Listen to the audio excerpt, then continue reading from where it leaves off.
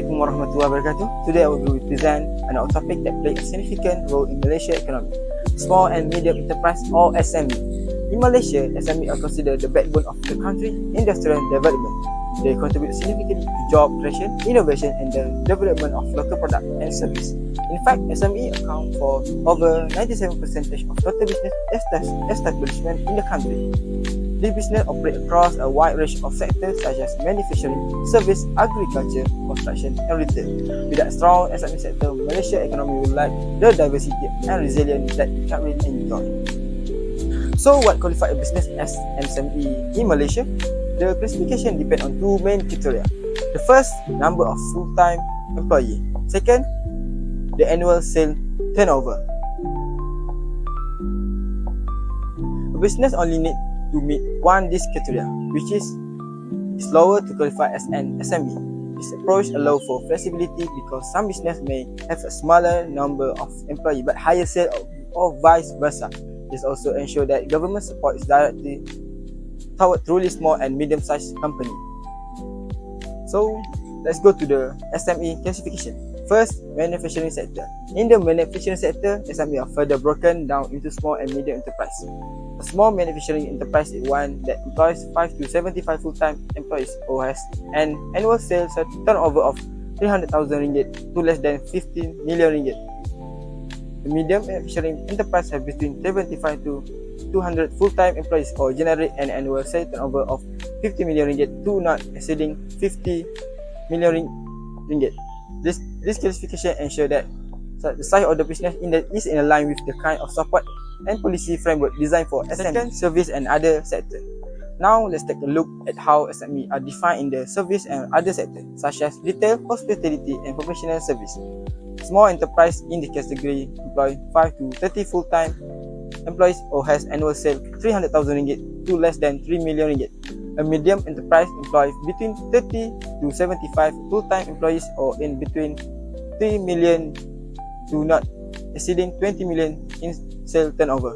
It is important to note that this sector covers a broad range of activity from small retail to shop, medium-sized consulting firm, and this classification helps policymakers and financial institutions evaluate their needs appropriately. Let's summarize the classification using this table.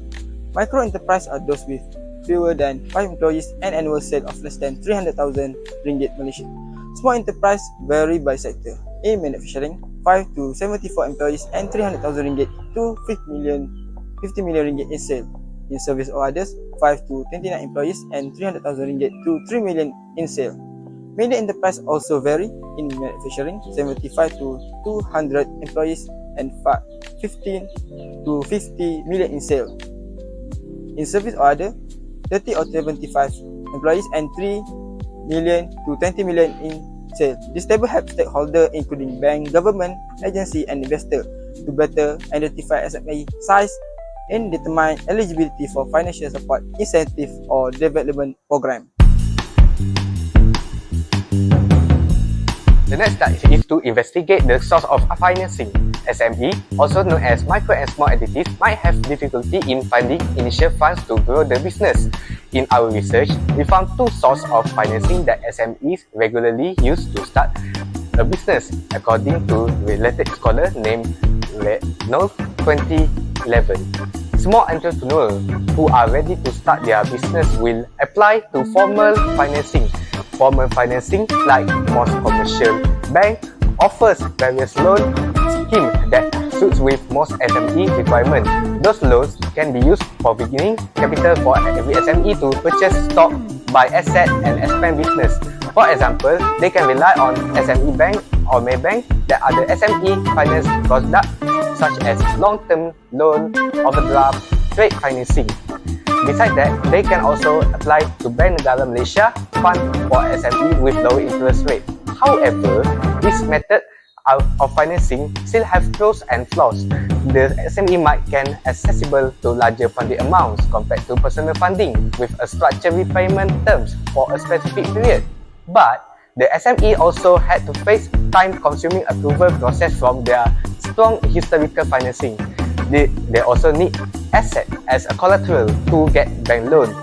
approval. Some of the starting entrepreneurs disagree with the repayment of the loan with interest. Thus, they are choosing to make personal loans, which are informal financing. This refers to funding that obtained outside the formal banking or financing system. This financing method offers easier access and only few requirements, as there are no strong requirements that attach with business laws. For example, they can gather personal savings obtained from families or from their salary obtained by workforce. Many SME obtain their first funds from the personal savings, as it is the easiest source of funding. SME also can find their financing through borrowing money from families and friends. However, despite the non-interest payment pressure as a benefit for the entrepreneurs, there are still challenges for people who are seeking for a bigger capital, as the limitation of funding amount. This can also cause personal relationship issue when the business fail to repay their debt. First, complicated application process.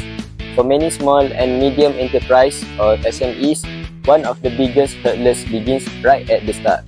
The application process for financing. While financial institutions have every reason to implement sophisticated and rigid internal procedures to manage risk, these same safeguards often create a complex and time-consuming application process for SMEs. Most SMEs operate without the need for formal bookkeeping or standardized accounting records.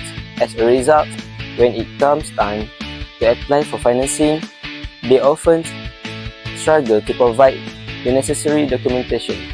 This lack of formal paperwork, although understandable, becomes a major barrier to accessing the funds they need to grow. Second, time-consuming disbursement process. But the challenges don't stop once financing is approved. Even after receiving approval, many SMEs are forced to wait through a lengthy disbursement process. This delay can have a direct impact on daily operations, especially when the funding is time-sensitive. In some cases, SMEs are even forced to forego valuable business opportunities simply because the approved funds were not disbursed quickly enough. Third, not meeting traditional financial institutions' requirements. The COVID-19 pandemic didn't just pause the economy, it rewired it. Across Malaysia, SMEs were forced to make hard decisions, selling off assets, downsizing their operations, cutting inventories just to survive. Yet, in the face of adversity, the silence prevailed. In 2021 alone, Malaysia recorded over 75,000 newly registered SMEs. Many of them showed potential and yearly profitability. However, traditional financial institutions often have rigid criteria, minimum paid-up capital, extensive operational history, and complex documentation. Unfortunately, these requirements often leave newly formed yet creditworthy SMEs out in the cold, unable to access the financing they need to scale or stabilize. 4. Extending credit impacting cash flows. Another silent but serious challenge SMEs face is the impact of offering credit to customers. Many clients, especially larger business, opt for credit terms, delaying payments to SMEs who already operate on tight margins. As a result, SMEs struggle with restricted cash flow, making it harder to pay suppliers, replenish stock, or maintain daily operations. This shortfall doesn't just impact finances, it affects customer trust too. When SMEs fail to meet demand due to poor cash flows, clients often turn to other suppliers. The damages, lost revenue, lost relationships, and in some cases, lost business entirely. In Malaysia, small and medium enterprises (SMEs) continues to face many challenges that have been widely discussed in global studies. Some of the most common problems, including lack of access to credit, limited training and development opportunities, unclear or strict government policies, difficulties in marketing, poor management skills, and low awareness or usage of information and communication technology, or as known as ICT. SMEs also struggle with cultural barriers and a heavy regulatory burden, which make it harder for them to grow. About all these challenges, the lack of access to finance remains one of the biggest and most serious problems. Many SMEs and startups in Malaysia still complain about not getting enough financial support from banks or investors.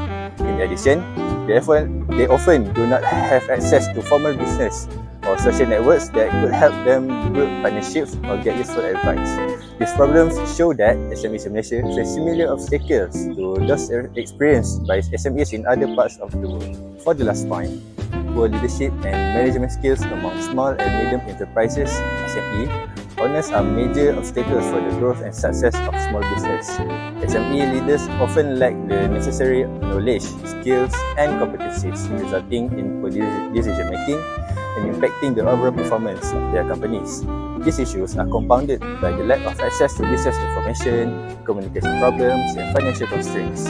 Studies show that despite facing challenges related to funding, marketing, employee management, and technology, SME leaders struggle with inadequate management skills, which create a significant constraint of the growth and competitiveness of SMEs in Malaysia.